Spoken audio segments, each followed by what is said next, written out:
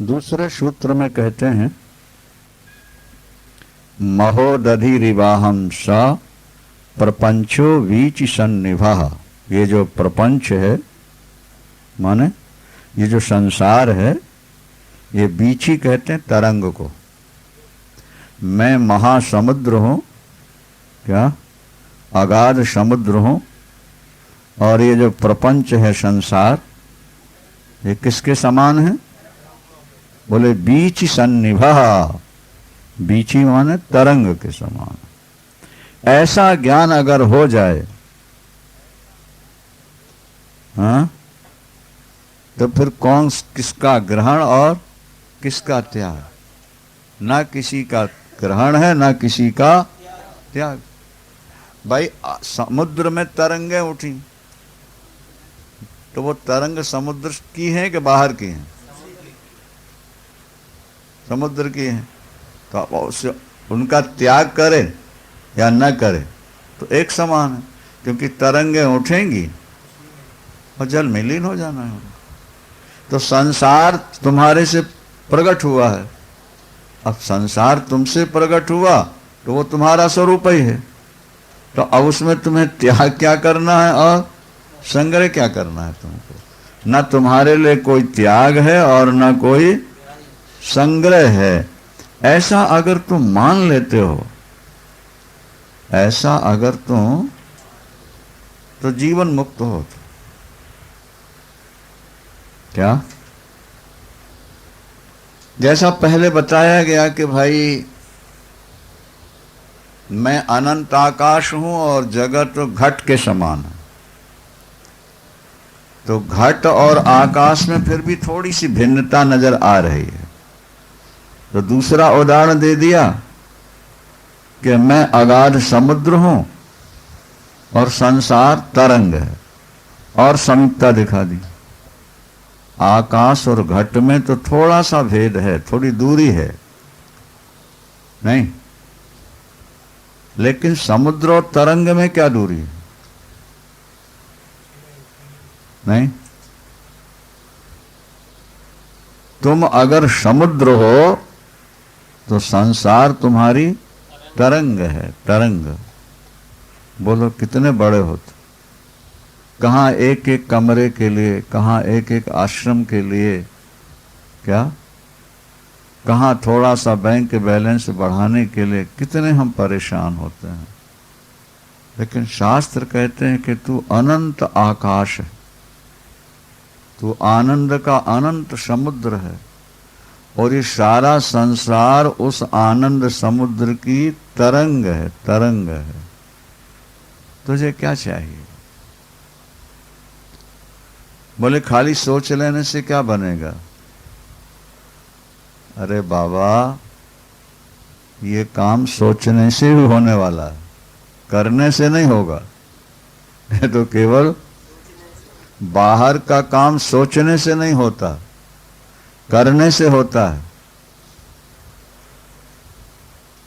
अंधेला है, मोमबत्ती और माचिस रखी और आप कह रहे हो मोमबत्ती जली, मोमबत्ती जली, और प्रकाश हुआ, प्रकाश हुआ, और हाथ पैर हिलाए नहीं तुमने। हाँ? बाहर के काम के लिए क्रिया की आवश्यकता, कर्म को, लेकिन अंदर के जो काम है उसके लिए क्रिया की आवश्यकता नहीं, वहां तो केवल भाव की आवश्यकता है। नहीं समझे आप? अंदर जो हो रहा है उसके लिए केवल भाव, और उससे भी आगे जब चले जाओगे तो केवल साक्षी रूप। वहां भाव भी नहीं बनाना पड़ेगा, केवल साक्षी। भाव तो इसलिए बनाया गया क्योंकि अभी हमारे दिमाग पर संसार का प्रभाव है, हमारे मन पर जगत का प्रभाव है, पदार्थों का आकर्षण हमारे मन में है, इसलिए हमको प्रभाव को दबाने के लिए भाव की आवश्यकता पड़ी।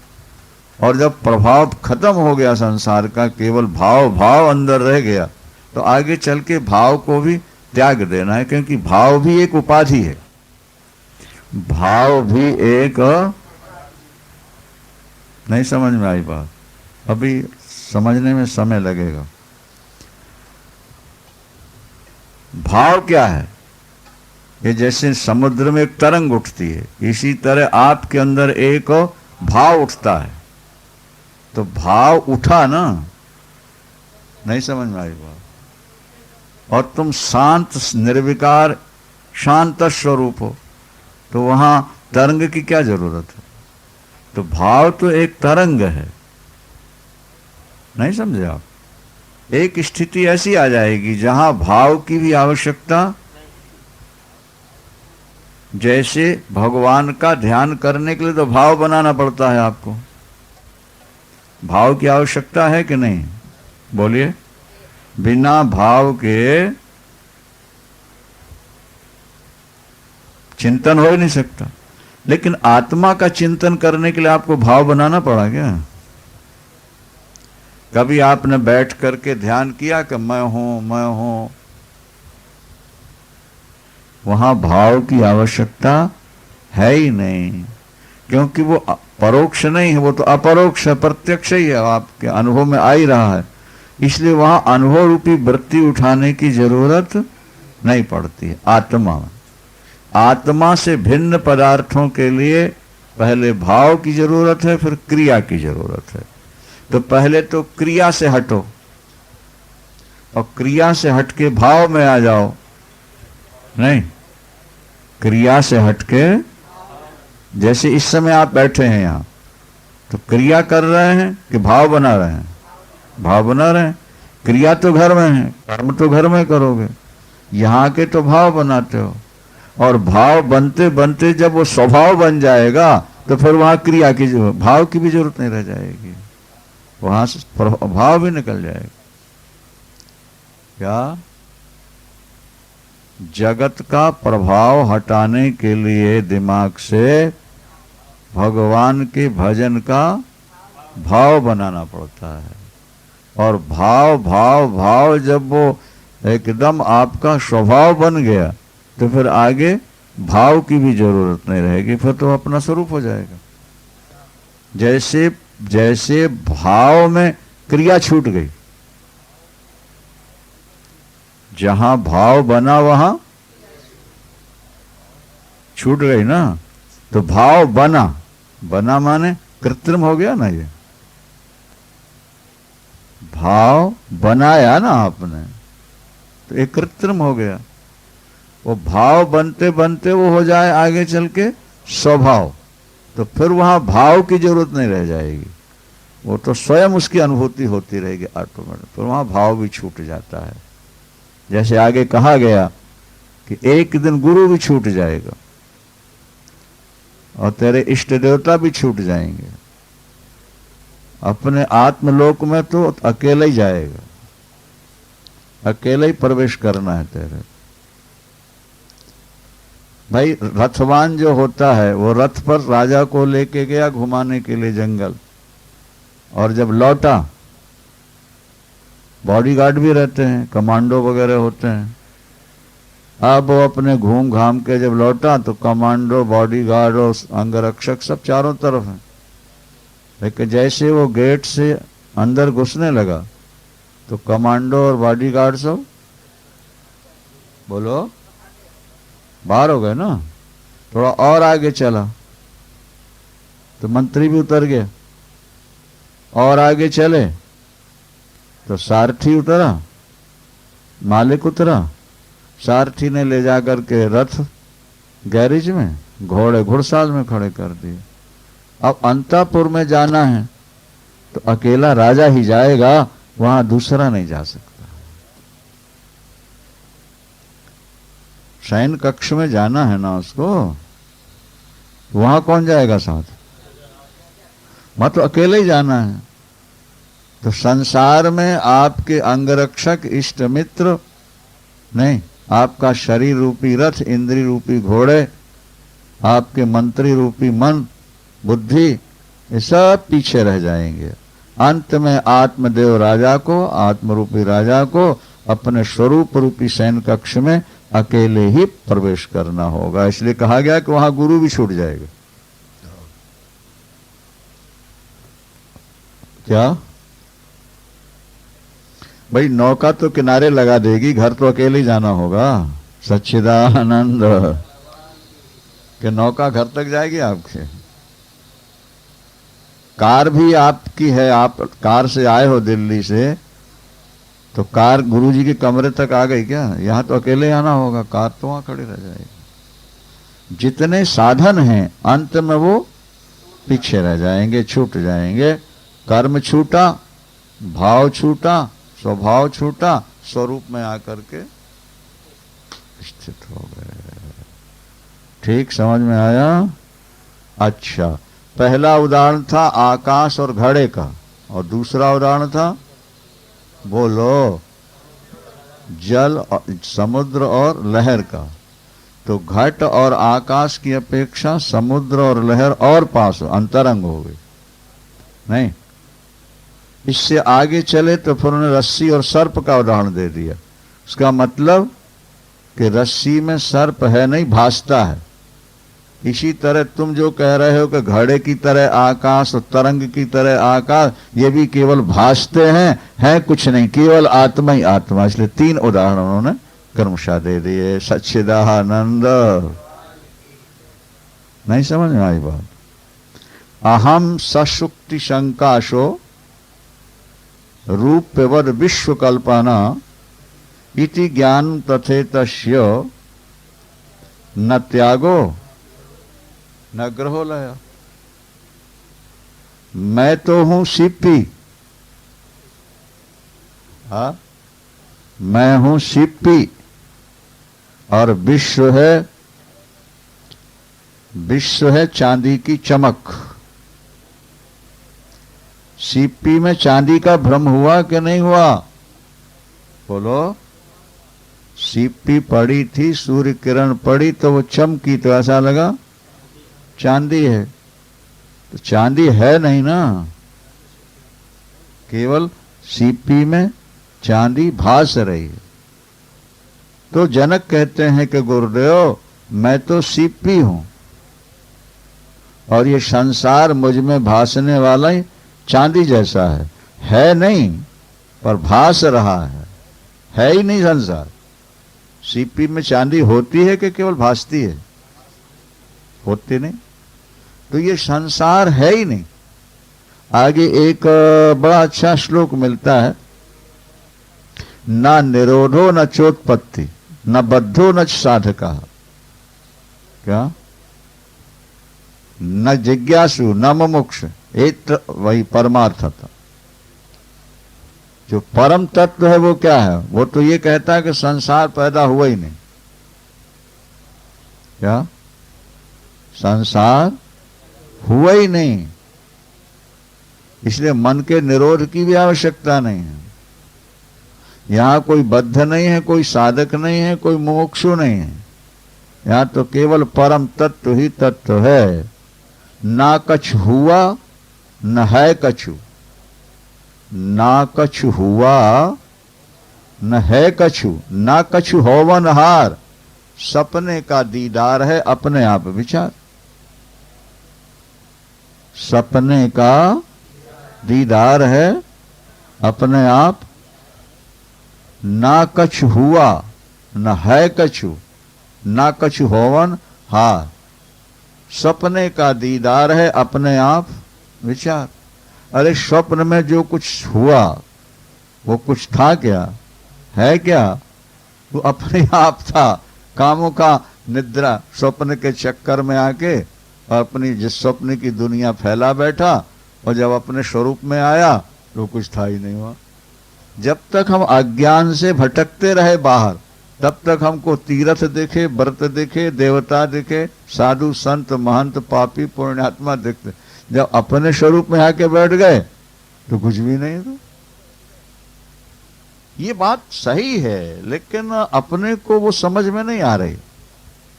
एक उदाहरण हमने आपको दिया था कि जमे हुए घी में अपना प्रतिबिंब नहीं दिखेगा। वही घी पिघल जाए। निद्रा में हमारी चित्त की दशा जमे हुए घी की तरह, इसीलिए संसार का स्फुरण नहीं होता उसमें। इसी तरह जागृत अवस्था में भी हमारा चित्त जमे हुए घी की तरह हो जाए। पानी में अपना प्रतिबिंब दिखता है, बर्फ में नहीं दिखता। बर्फ जम गया, अब उसमें अपना प्रतिबिंब या दूसरे कोई प्रतिबिंब कुछ नहीं दिखता। अब पानी भरा है परात में, बहुत कुछ दिख रहा है। तो हमारे चित्त की दो अवस्थाएं हैं। जागृत में ये पानी जैसा रहता है, क्या?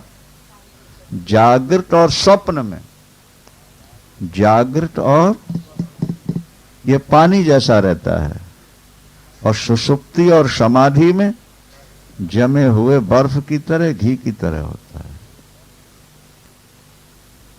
समझे नहीं?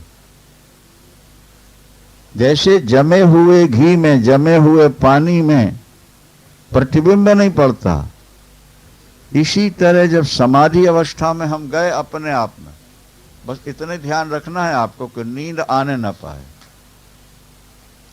आप जहां बैठे हो, जैसे हो, आप समाधि में हो। बस सिर्फ दो बातें आप सावधानी से जीवन में देखते रहो। नींद आने ना पाए, नहीं आए, और मन में किसी प्रकार का स्फुरण न होने पाए, मन किसी पद पदार्थ में जाने न पाए, बस समाधि लग गई।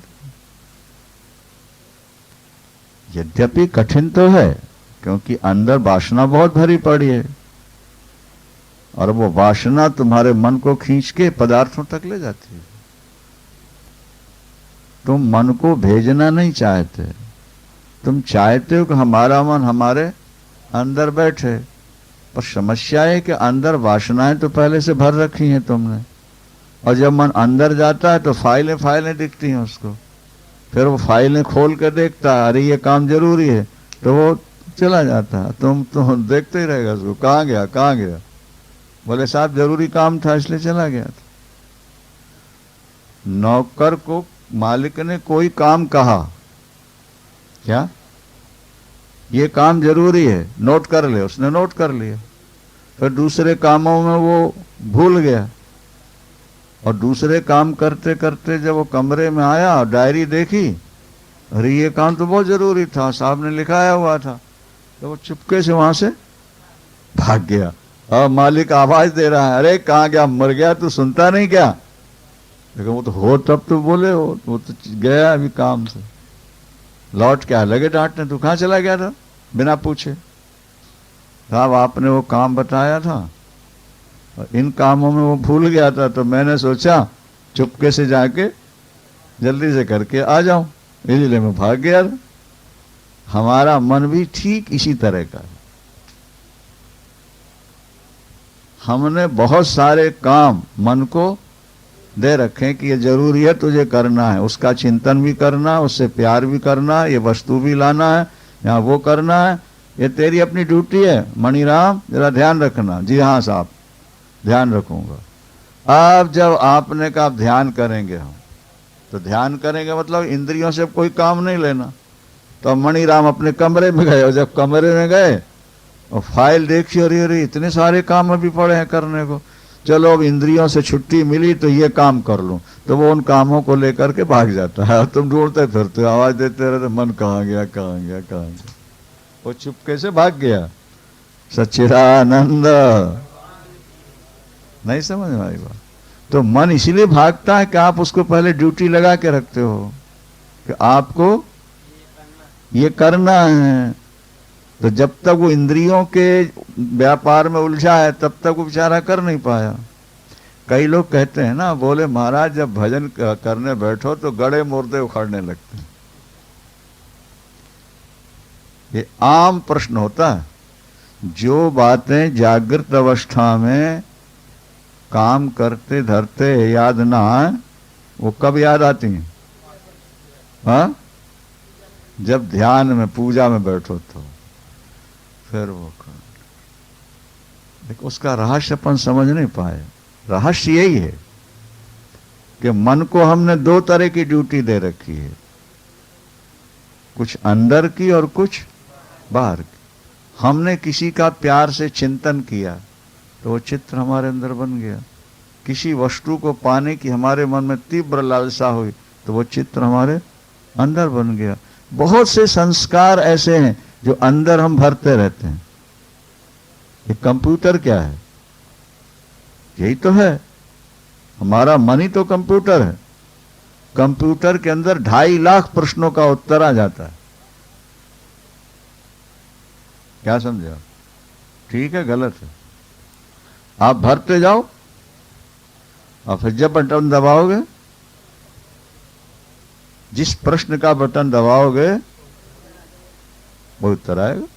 तो हमारा मन भी एक कंप्यूटर है और हम उसमें रील भर के रख देते हैं। अब फिर उस मन को बाहर के काम कराते रहते हैं प्रत्यक्ष।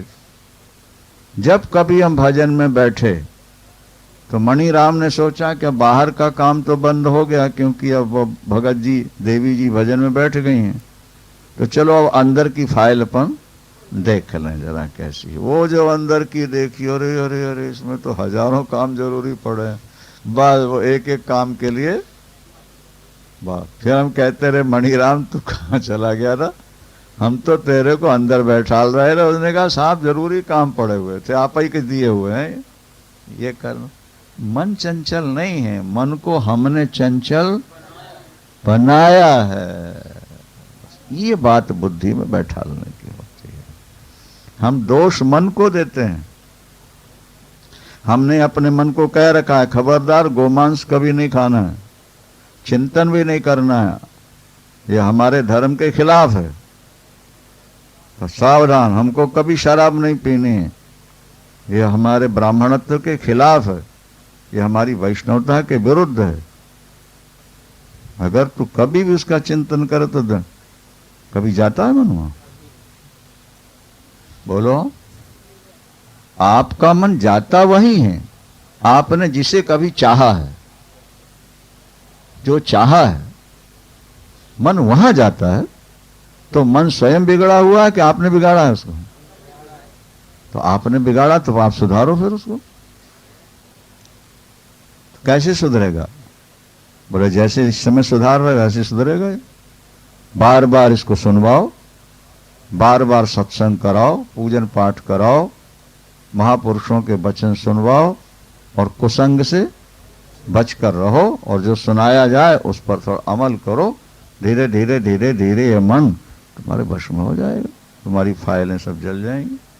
तो अहम सा शुक्ति शंकाशो रूप्यवद विश्व कल्पना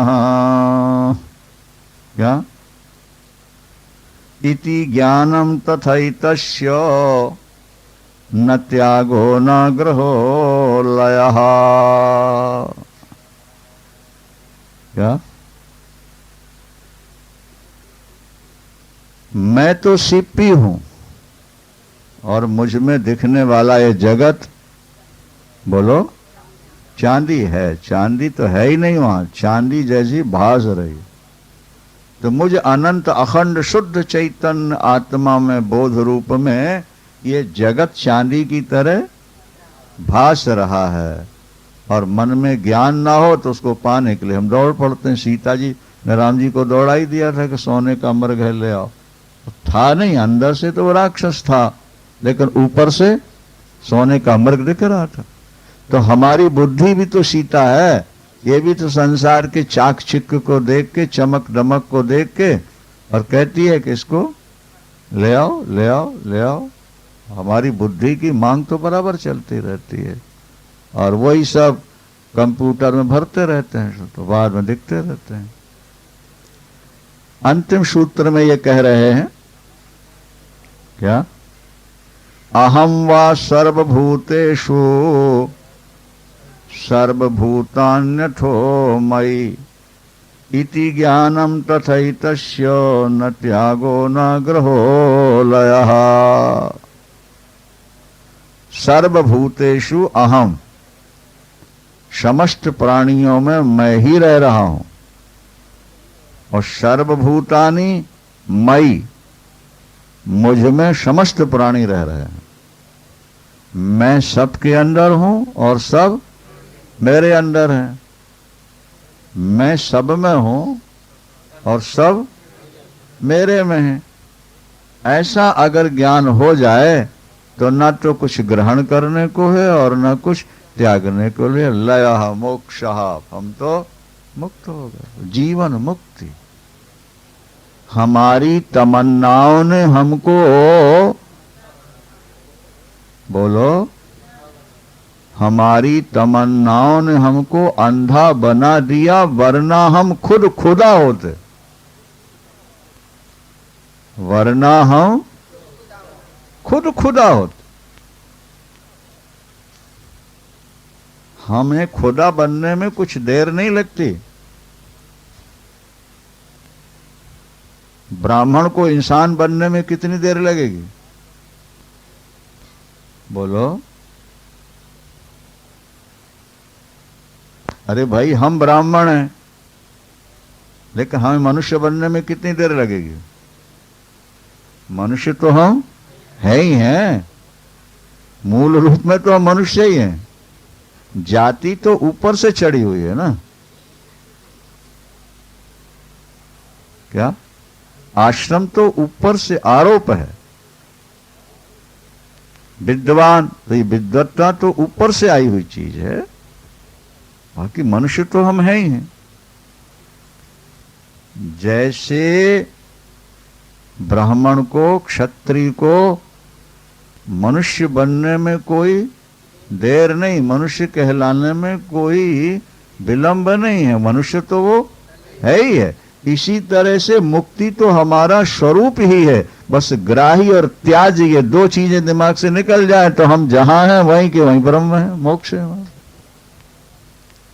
इदं ग्राह्यम इदं त्याज्यम, बस ये हमारे लिए जरूरी है और ये हमारे लिए जरूरी नहीं है। ये हमारे सामने से चला जाए, इस वस्तु को हमारे से हटा दो और ये वस्तु हमको ला दो, इसी का नाम संसार है, इसी का नाम। अगर तुमको भगवान ने बुद्धि दी है, विचार शक्ति दी है, तो एकांत में बैठ के सोचो तो जरा। तुम भगवान को अगर किसी ने मनुष्य बना दिया, पशु पक्षी बना दिया, तो तुम्हारी तमन्नाओं ने, तुम्हारी महत्वाकांक्षाओं ने, तुम्हारी वासना ने, ये चाहिए, ये चाहिए, ये चाहिए, बस ये चाहे नहीं तो तुमको मनुष्य बना रखा है। और जिस दिन तुम्हारी चाह खत्म हो गई तो तुम्हारा मोक्ष तो है ही, तुम जीवन मुक्त हो। जैसे एक ब्राह्मण को मनुष्य बनने में देर नहीं, इसी तरह मनुष्य को मोक्ष पाने में कोई देर नहीं लगने वाली। अहम वा सर्वभूतेषु सर्वभूतान्यथो मयि इति ज्ञानम तथैतस्य न त्यागो न ग्रहो लयः। अहम वा सर्वभूतेषु, मैं समस्त प्राणियों में निवास करता हूँ, क्योंकि मेरा असली स्वरूप, मैं सभी प्राणियों में व्यापक रूप से, अद्वैय रूप से निवास करता हूँ और समस्त प्राणी मुझ में निवास करते हैं। समझने का प्रयास करो। पहले उदाहरण दिया था कि मैं आकाश रूप अनंत हूँ और ये संसार घड़े की तरह, क्या सभी घटों में आकाश है और घट भी आकाश में है। दूसरा उदाहरण दिया था कि मैं समुद्र हूँ, आनंद समुद्र, चेतन समुद्र, और उसमें ये संसार लहर की तरह। तीसरा उदाहरण था कि मैं सीपी हूं, तो जगत चांदी की तरह मुझ में भास रहा है। चौथे में कहते हैं कि जगत मुझ में है और मैं जगत में हूं। क्या? प्रारंभ में कहा गया कि जगत असत रूप है, तुम सत हो, इसलिए असत से मन हटा लो। अब कह रहे हैं कि तुम जगत रूप हो, जगत तुम में है और तुम जगत में हो, माने एक ही हो। ऐसा क्यों? पहले कहा कि जगत स्वप्न है, आगे भी कहेंगे। उसका कारण यह है कि पहले संसार से मन हटाने के लिए संसार को स्वप्नवत कहा जाता है, और जब संसार से मन हट गया स्वरूप का बोध हो जाएगा। जब स्वरूप का बोध हो गया तो आपका स्वरूप फिर सब में दिखाई देने लगेगा। आपने सबसे अपना मन हटाया तो शेष आत्म तत्व रह गया। उसके बाद आत्म तत्व इतना आपको विस्तृत नजर आया, अनंत और अखंड, ये सारे पदार्थ उसी में नजर आने लगे। पदार्थ चेतन में और चेतन पदार्थ में, दोनों में भिन्नता ही नहीं रहेगी। तो पहले ही कह देते बोले बोध ना हो पाता। एक बार संसार से मन हटाने के लिए संसार को स्वप्नवत मानना ही पड़ेगा। अहंता और ममता वासना जब तक नहीं मरेगी तब तक तुम्हें शुद्ध आत्म तत्व का बोध हो ही नहीं सकता। परोक्ष हो जाएगा, अपरोक्ष नहीं होगा। शास्त्र पढ़ने से जो ज्ञान होता है ये परोक्ष कहलाता, थ्योरिकली, और जो अनुभव में आता है वो प्रैक्टिकल कहलाता। तो थ्योरिकली ज्ञान के बाद जो प्रैक्टिकल है नहीं, वो तभी होगा जब एक बार संसार को नाशवान, विषयों को विष मानकर वहां से अपने को हटा लो। और जब तुम्हें स्वरूप का ठीक बोध होगा तो फिर ये लगेगा सब कुछ वही है, मैं उनमें हूं और वो मुझ में है, मुझ में और उनमें कोई भिन्नता नहीं रह जाएगी। और तब व्यवहारिक जगत में व्यवहार करते हुए भी आप अपने स्वरूप को भूल नहीं पाओगे। लेकिन कब? जब एक बार वो प्रत्यक्ष हो जाए तब। अगर आपको केवल शास्त्रीय ज्ञान हुआ है, नहीं, अनुभव ज्ञान नहीं है, तो आप व्यवहार में भटक जाओगे। और यदि अनुभव में एक बार ज्ञान आ गया, प्रत्यक्ष हो गया, तो फिर व्यवहार में भी आप अपने स्वरूप को भूल नहीं पाओगे, उसमें ही सब नजर आएगा। जैसे आपको मिश्री का, चीनी का बोध हो गया है कि ये मीठी है। अब जो भी मीठा पदार्थ आप खाओगे, क्या आपको समझने में देर नहीं लगेगी कि इसके अंदर चीनी है, पर चीनी का आपको बोध नहीं है, तो फिर आप चीनी की मिठास ऐसा न मान के पदार्थों में मिठास है ऐसा मान बैठोगे। नहीं समझ में आएगा, दोबारा समझ लो। सरल नहीं है, कठिन है, एकाग्रता से सुनो तो सरल है।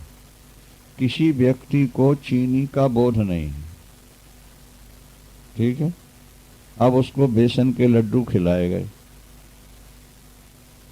ठीक है, मोतीचूर खिलाए, जलेबियाँ खिलाई और मावे की मिठाइयाँ खिलाई, तो वो मिठास को उन पदार्थों की ही माने। ये जो बेसन है ये मीठा है, ये मैदा ये मीठा है, माने मैदे में मिठास का अनुभव होगा, और बेसन में मिठास है, बेसन की मिठास है, बेसन में बेसन की मिठास है। और चीनी का आपको ठीक बोध हो चुका है, और ये बोध हो गया कि इसकी मिठास से ही सब मीठे बनते हैं, तो फिर जो जो मीठे पदार्थ मिलते जाएंगे उनमें चीनी का बोध आपको बना रह जाए। अब समझ में आया? इसी तरह आत्मा में ही आनंद है, नहीं, आत्मा में ही प्रकाश ज्ञान है, आत्मा की ही सत्ता है। एक बार आपको ये बोध हो गया, पुस्तक से नहीं, अनुभव से। अगर पुस्तक से ज्ञान होना होता फिर तो सबको हो गया होता। जितने बैठे हैं सबको पुस्तक का ज्ञान हो जाएगा, पुस्तक से हो जाएगा। पुस्तक तो एक मार्गदर्शक है, नहीं?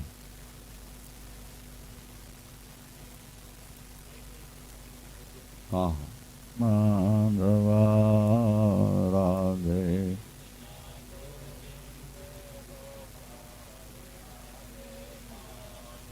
शास्त्र का एक वचन है, यद विज्ञाते सर्वम विज्ञातम भवति, वेद का वचन है, यद विज्ञाते सर्वम विज्ञातम भवति।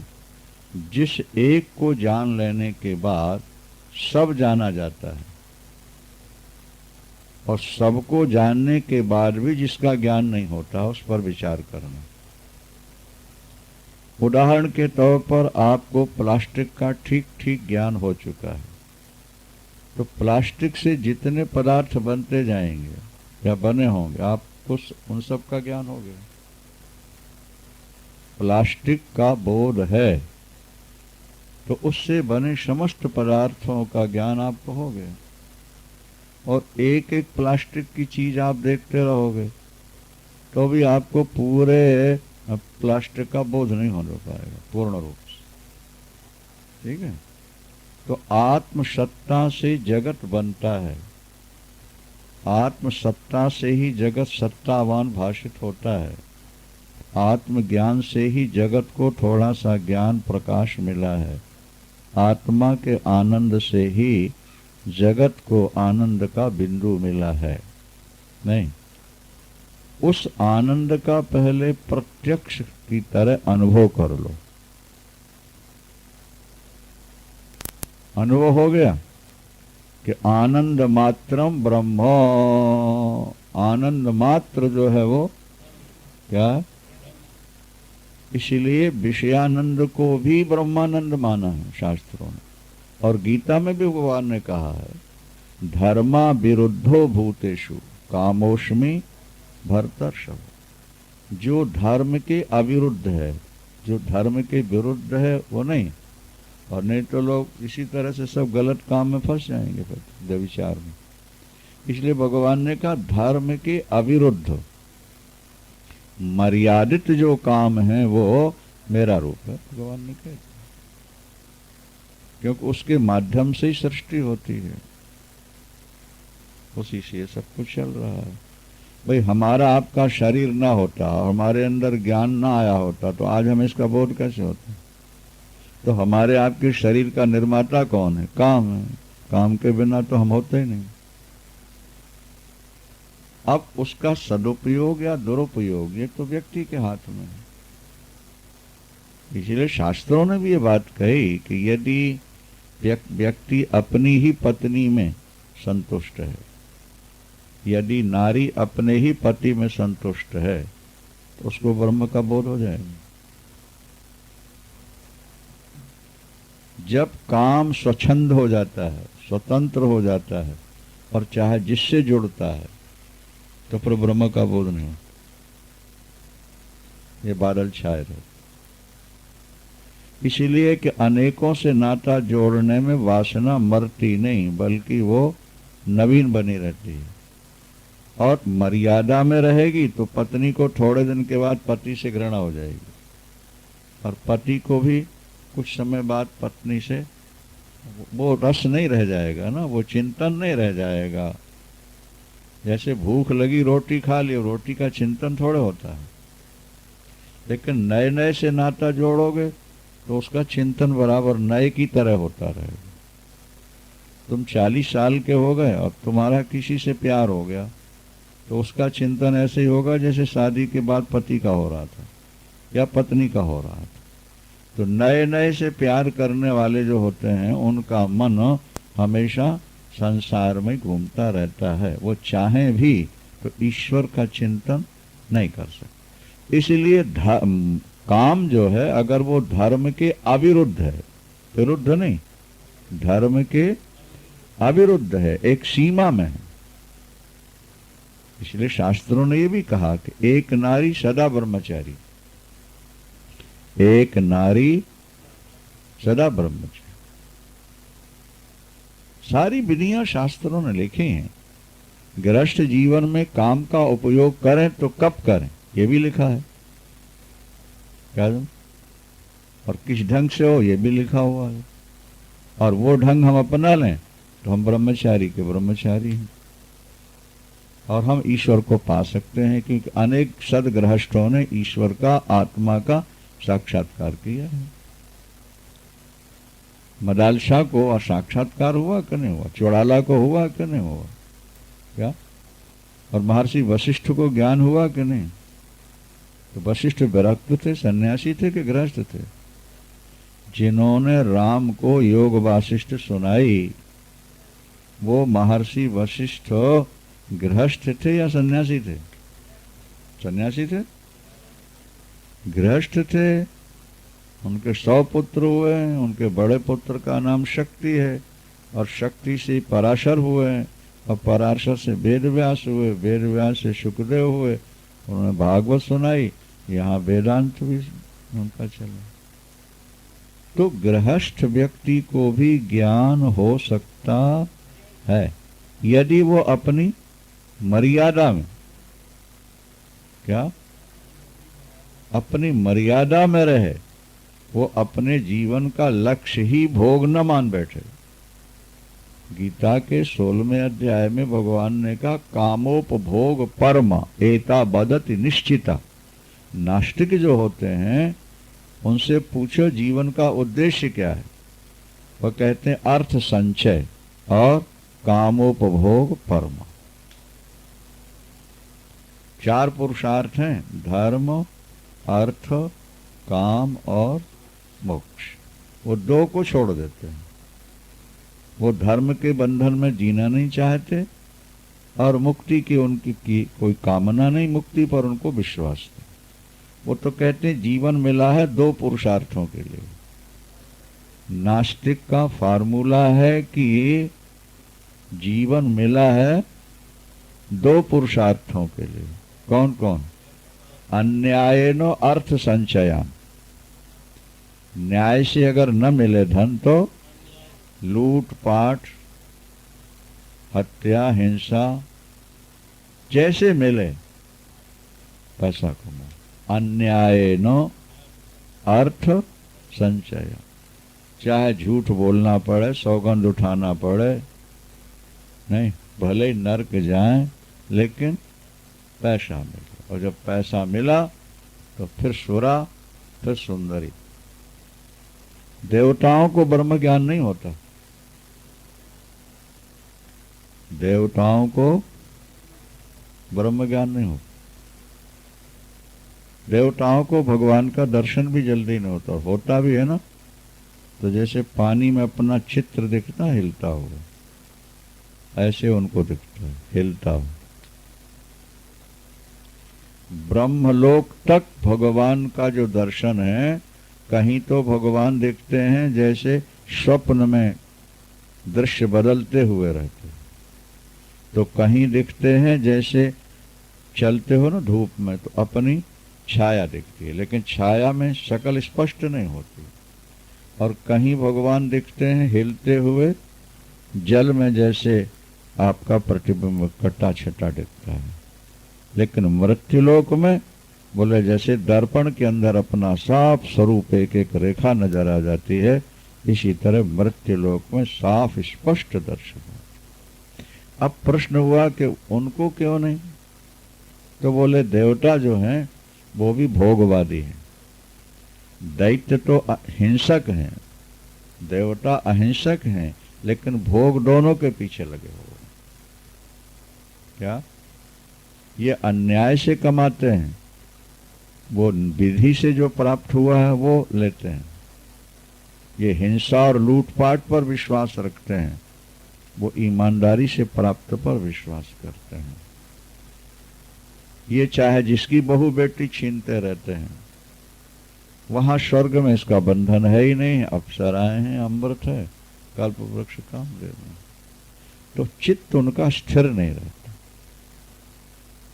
काम जो है ना, काम, ये मन के साधक के लिए शत्रु है। ये पहले कह दिया गया ना, सुना है आपने? साधक का, ज्ञानी का, ज्ञानिनो नित्य वैरिणम। क्या? ये ज्ञानी का नित्य वैरी है, शत्रु है। क्योंकि काम है और हम किसी के प्रेमी बने, कोई हमारा प्रियतम है, तो मन में तरंग तो उठती रहेगी, उनका चिंतन तो होगा। और जब तरंग उठ गई और मन में दूसरे की शक्ल बनी, तो जो आत्म रूप है, आत्म तत्व है, आत्म ज्ञान बोध है, आनंद है, वो छुप जाएगा।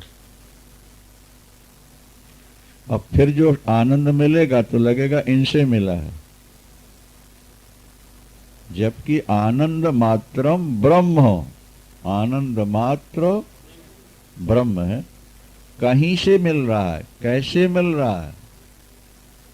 उसमें ब्रह्म की सत्ता है, तब आनंद उसके अंदर है। यदि उसमें ब्रह्म का आनंदांश प्रकट न होता तो उसके अंदर आनंद नहीं होता। जैसे नीम के अंदर आनंदांश छुपा है। क्या? थोड़ा कठिन है भाई। सत माने है, रहना। तो पदार्थ कोई है तो माने परमात्मा का सद अंश उसमें प्रकट हो गया है। परमात्मा की सत्ता से, आत्मा की सत्ता से ही पदार्थ की सत्ता है। थोड़ा बुद्धि लगाओ। जैसे रस्सी में सर्प दिखा नहीं, सर्प है माने सर्प की सत्ता है, होने को सत्ता कहते हैं, ठीक है ना। तो सर्प है, ये जो हमारे मन में आया, तो वहां सर्प है नहीं, अधिष्ठान रूप में रस्सी है। तो रस्सी तो है ना, तो रस्सी की सत्ता से सर्प की भी सत्ता भाषित होती है। इसी तरह आत्मा, चेतन की, सत्य की सत्ता से इन जड़ पदार्थों में भी सत्ता भाषित होती है। अगर जड़ पदार्थ कोई है, इसका मतलब है कि उसके मूल में सच्चिदानंद का सत्य है। किसी में प्रकाश है, सूरज में, चांद में, ट्यूबलाइट में, बल्ब में, किसी की बुद्धि में, समझ रहे हो नहीं? तो वो भगवान का चिदंश वहां प्रकट हो गया। तीन है ना, सत, चित्त और आनंद। तो वस्तु का होना ये सत, और प्रकाश मात्र चित्त। चिदंश जो है ना वहां व्यक्त हुआ, तो सत्य तो है ही, उसके अंदर चिदंश भी प्रकट होगा। और किसी पदार्थ में आनंद है, स्वाद है, तो आनंद मात्रम ब्रह्म, उसके अंदर परमात्मा का आनंद भी प्रकट हो गया है। सत प्रकट हुआ, चित प्रकट हुआ, और बोलो सच्चिदानंद। इसलिए भगवान को सच्चिदानंद कहा जाता है। उनके लाखों विशेषण हैं, लेकिन ये तीन मुख्य हैं, सत, चित। इसलिए सच्चिदानंद सरस्वती सन्यासियों का नाम भी होता है। सच्चिदानंद कहने से सब उसके अंदर ही आ जाता है, सब उसके, जैसे 26 अक्षरों के अंदर ही अंग्रेजी का सारा लिटरेचर है, उससे बाहर कुछ नहीं। हारमोनियम के 7 स्वरों में सारे गीत हैं, उसके बाहर कोई गीत नहीं। जो संगीत शास्त्र का पूर्ण ज्ञाता है, वो दावे से कह सकता है कि आप कैसा भी गाओ, मैं अपने 7 स्वरों में निकाल लो। अब स्वर तो सात ही है, हर गीत लाखों करोड़ों अनंत है, लेकिन वो कहता है कि मैं हर गीत। तो इसी तरह से परमात्मा के नाम तो अनंत हैं, लेकिन उसमें से छांट के तीन नाम रख दिए, और वो तीन जो है उससे बाहर कुछ है ही नहीं। तीन से बाहर कुछ है ही नहीं। सत चित आनंद। मैं हूं, ये सत हो गया। मुझ में ज्ञान है, ये चिद हो गया। और मेरे अंदर आनंद है, तो आनंदांश हो गया भगवान का। तो ये तीन ही संसार में नजर आते हैं, सत चित आनंद। काम क्रोध लोभ मोह मद मात्सर्य छल कपट पशु पक्षी कीट पतंग, किसी का भी नाम लो, उसमें सत तो है ना। सत्य के बिना उनकी सत्ता नहीं है, और उनका चिदंश प्रकट हुए बिना प्रकाश नहीं। प्रकाश मात्र। प्रकाश दो तरह का है, एक जो हमारी आंखों से दिखता है और दूसरा जो हमारी बुद्धि से दिखता है। हमारे अंदर जो प्रकाश है वो बुद्धि से दिखता है, और बाहर जो प्रकाश है वो आंखों से दिखता है। जैसे इस समय प्रकाश है क्या, तो आने वाले को हम देखते ही पहचान गए कि अमुक है अमुक है अमुक। और लाइट चली गई और कोई नए सज्जन आए, उनका गुरुदेव प्रणाम दंडवत, तो हमने पहचान लिया उनको कि नहीं? कैसे पहचान लिया? आवाज से सुन समझ में ना। उनको हम पहले जानते थे, और जब उन्होंने आवाज दी तो बुद्धि ने कहा ये तो बिना प्रकाश के भी हमने उनको। इसका मतलब है कि बुद्धि में प्रकाश। हमारे सूरदासी आराम से 2 का नोट, 5 का नोट, 10 का, 50 का, 20 का, 100 का ज्ञान है, और आने वाले भक्तों को फट से पहचान भी लेते हैं।